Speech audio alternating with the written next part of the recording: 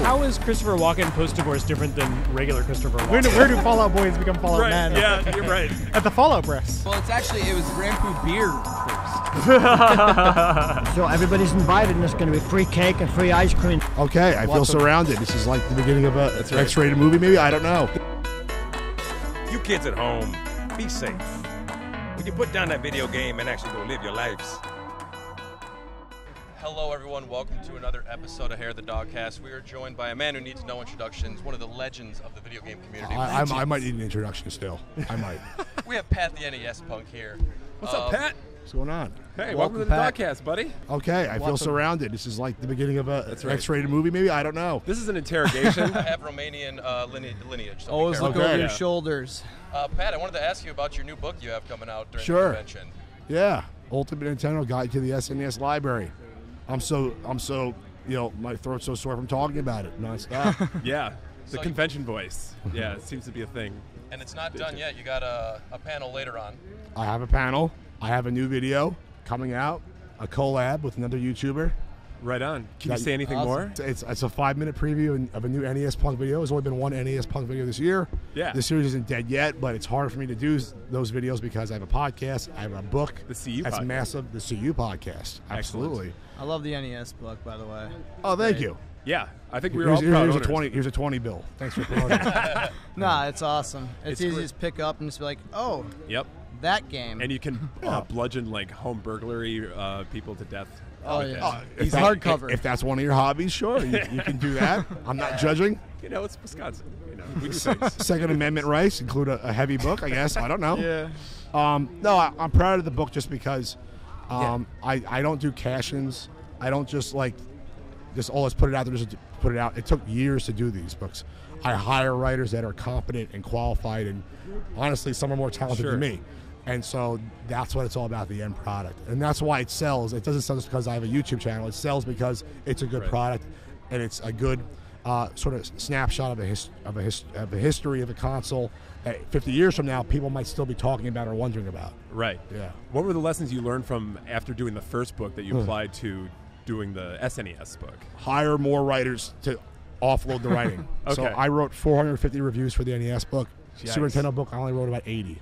Really? Okay. Including some subsections on top of that, but I worked myself to death because I had no idea how well the Super Nintendo. I didn't know how well the NES book would sell because no one had done a book like that before. It's amazing, man. Like, it is a piece of work. May I ask how many copies you've sold of the NES book? I've sold out of 2 print runs, and each print run was 5,000.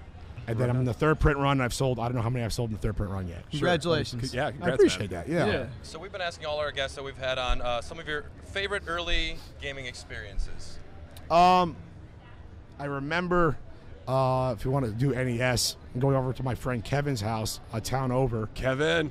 Yeah, Shout that out to Kevin. You still talk to Kevin? No, Kevin's an ass. Kevin, we hate you, You're Kevin. an ass, Kevin. You're Unless he listens to the Dogcast, So- then...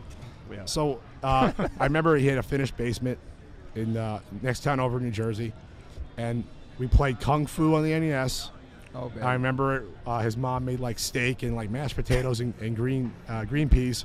Right. And we ate on the bar, and Kung Fu was paused on the TV. It was one of like old school console TVs, like on the ground. Oh, sure, with yeah. a wood frame. You have to hit the side of it to get the picture to come on? Yeah. So it was like, I'll never forget that because that was my introduction to the system. And so that would have been fall of 1987, 2nd grade. Sure. And that was like sort of like my jump start of loving video games. I mean, I'd played video games before that, like Atari, but it wasn't like Kung Fu or Super Mario Brothers. It wasn't even close. Kung Fu was the first NES game that you played in any great length? I would say that night we probably played 2 or 3 games, and that was the one I remember most. Okay. At the time, because I remember that being in the arcade before that too. Okay, sure. So that was important.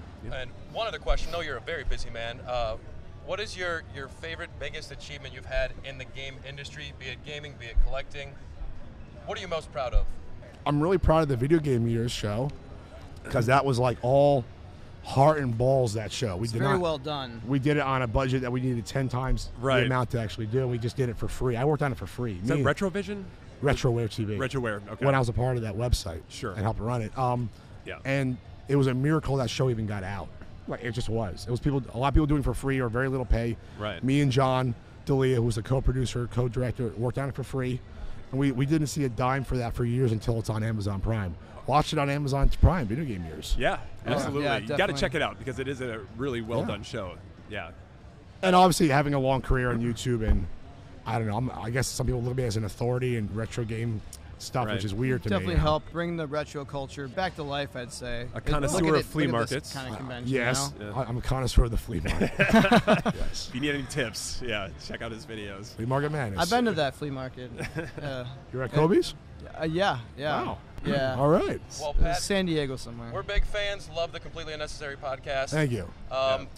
If there's a certain spot you want people to reach out to you, I'm on Twitter at Pat the NES Punk, on YouTube, and my book's available at ultimatesnes.com.